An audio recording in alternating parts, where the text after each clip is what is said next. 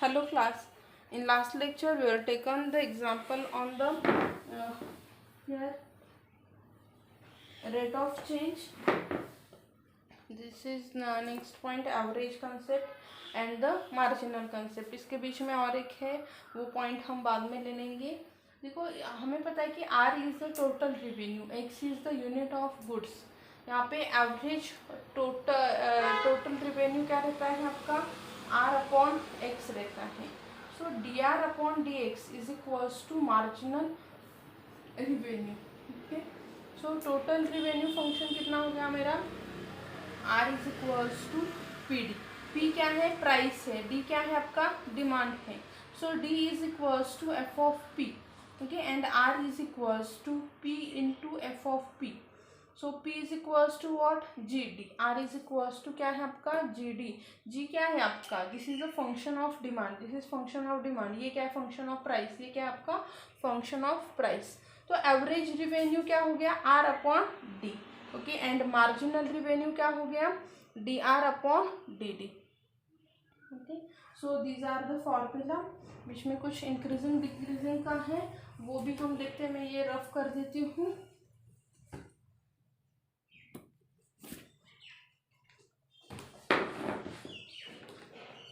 Increasing and decreasing function एक है. तो what is mean by increasing function, what is mean by decreasing function.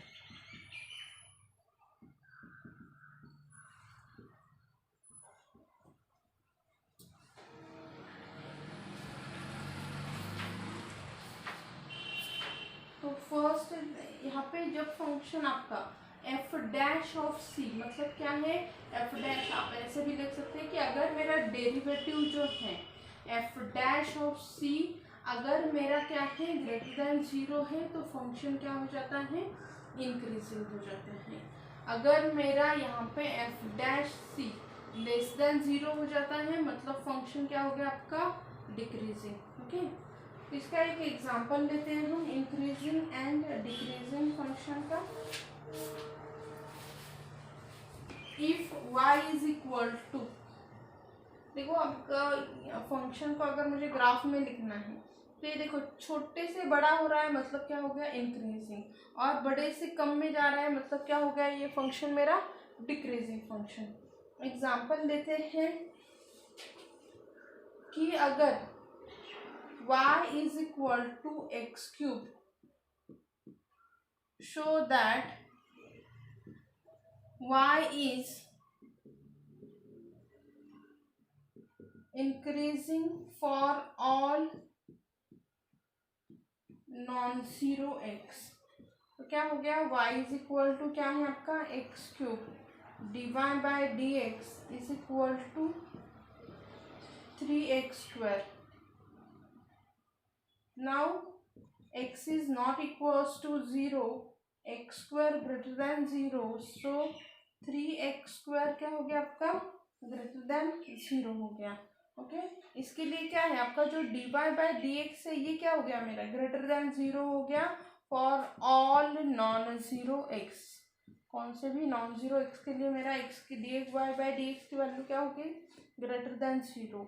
अगर मेरा यहाँ पे देखो कि ग्रेटर देन 0 रहता है मतलब क्या हो गया, y इज इंक्रीजिंग फंक्शन. मतलब क्या हो गया, y क्या है मेरा, इंक्रीजिंग फंक्शन है. यही अगर लेस देन रहता तो क्या हो जाता, y is a decreasing function हो जाता. ओके, y क्या हो जाता आपका, डिक्रीजिंग फंक्शन हो जाता. Okay, so this is the way how we solve the increasing and decreasing function.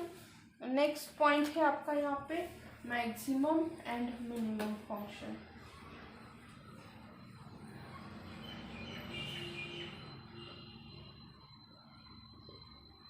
Maximum and okay, तो मैक्सिमम एंड मिनिमम के लिए क्या रहता है कि अगर function f is said to be maximum, कब मैक्सिमम कहते हैं, at x is equal to c. if f of c is greater than all the value in immediate neighborhood of C। और इसे मिनिमम कब कहेंगे? Minimum at x is equal to C if f of C is less than all the value in immediate neighbourhood का मैं यहाँ पे spelling shortcut में लिखती हूँ ऑफ सी। ओके, अभी अगर मुझे एग्जाम्पल में इसे ये करना है नेबरहुड का, तो मैंने यहाँ पे लिख दिया, पर मतलब क्या है इसका कि अगर मैं इसका डबल डेरिवेटिव निकालती हूँ at X is equal to C पे, at X is equal to C, अगर double derivative less than zero है तो क्या हो गया? F is maximum. अगर double derivative less than zero है तो मैक्सिमम, अगर double derivative greater than zero है तो एफ इज मिनिमम। अगर डबल डेरिवेटिव क्या है आपका? Less than greater than zero है तो क्या हो गया? मिनिमम है। ओके, उसका हम एक एग्जांपल लेते हैं, मैं ये रफ कर देती हूँ। मैक्सिमा मिनिमा का हम एक एग्जांपल लेते हैं।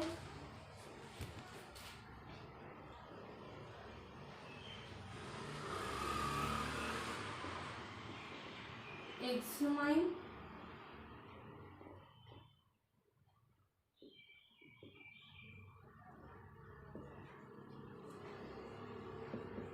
the following function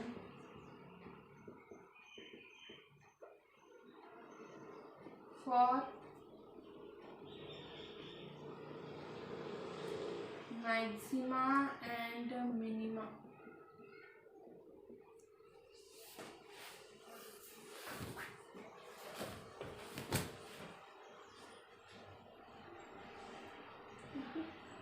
f of x is equal to 2x cube minus 9x square plus 12x plus 5। Okay, इसी को मैं एज ए ये करती हूँ। मुझे यहाँ पे क्या करना है? मुझे पता है मैक्सिमा मिनिमा निकालने के लिए डबल ऑर्डर डेरिवेटिव निकालना है, तो पहले मैं इसका डेरिवेटिव लेती हूँ F dash of x. Derivative निकाल लो।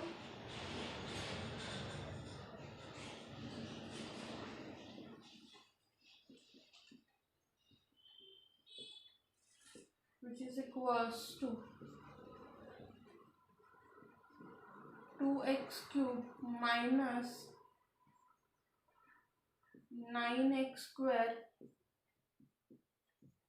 plus 12x। तो यहाँ पे क्या हो गया? 3x स्क्वायर माइनस यहाँ पे क्या हो गया? 9 है, डेरिवेटिव ऑफ एक्स स्क्वायर क्या है? 2x, 12 बाहर, x का डेरिवेटिव 1, 5 का डेरिवेटिव 0, ये हो गया 6x square minus 18x plus 12। अभी देखो हमें क्या करना है कि f डैश एक्स को इक्वल टू 0 कंसिडर करो। f डैश एक्स पे मुझे क्या करना है? इसके रूट्स फाइंड आउट करने। माइनस 18 का अगर मैं 6 बाहर ले लूँ तो 3x प्लस 12, इसके मैं फैक्टर्स निकालूँ तो ये क्या आ जाता है? देखो x minus 1 and x minus 2। मैंने यहाँ पे अगर f dash X, if f dash X is equal to 0 तो क्या हो जाएगा? x is equal to 1 and x is equal to 2। मुझे x की वैल्यू क्या हो गई? मिल गई यहाँ पे। अभी मैं क्या करूँगी? इसका डबल डेरिवेटिव निकालती हूँ। मतलब मुझे derivative of x square minus 3x plus 14 का डबल डेरिवेटिव, 6 तो बाहर है, यहाँ पे क्या हो जाएगा? Derivative of x square 3 derivative of x plus derivative of 1 लिखते हैं। ये 12 नहीं रहेगा ना, ये 2 हो जाएगा। तो यहाँ पे क्या रहे हो गया? 6 एक्स स्क्वायर का डेरिवेटिव 2x माइनस 3x का डेरिवेटिव, और ये तो 0 हो गया, मतलब यहाँ पे 12x माइनस 18 आ गया। ये है एफ डबल डैश एक्स की वैल्यू। अभी यहाँ पे मैं क्या करूँगी, वैल्यू सब्स्टिट्यूट करूँगी एक्स की। देखो मुझे दो वैल्यूज मिली हैं।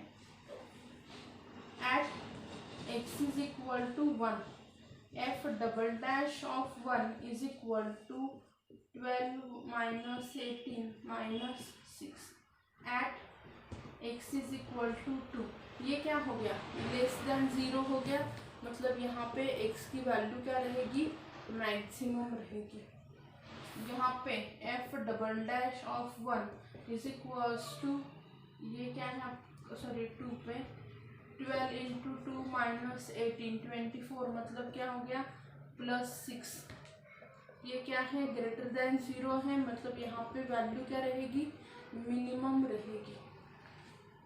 इसका मतलब क्या हो गया कि आपके फंक्शन को f of x has maximum value at x is equal to 1 and f of x has minimum value at x is equal to 2 पे। x इज इक्वल टू 2 पे क्या आ रहा है, ये ग्रेटर देन 0 आ रहा है, इसके लिए वो मिनिमम हो गया। And at x is equal to 1 पे क्या है, यहाँ पे मैक्सिमम वैल्यू है, तो ये क्या हो गया आपका ग्रेटर देन 1 है इसके लिए। Okay, so this is your maximum and minimum function. Okay, thank you.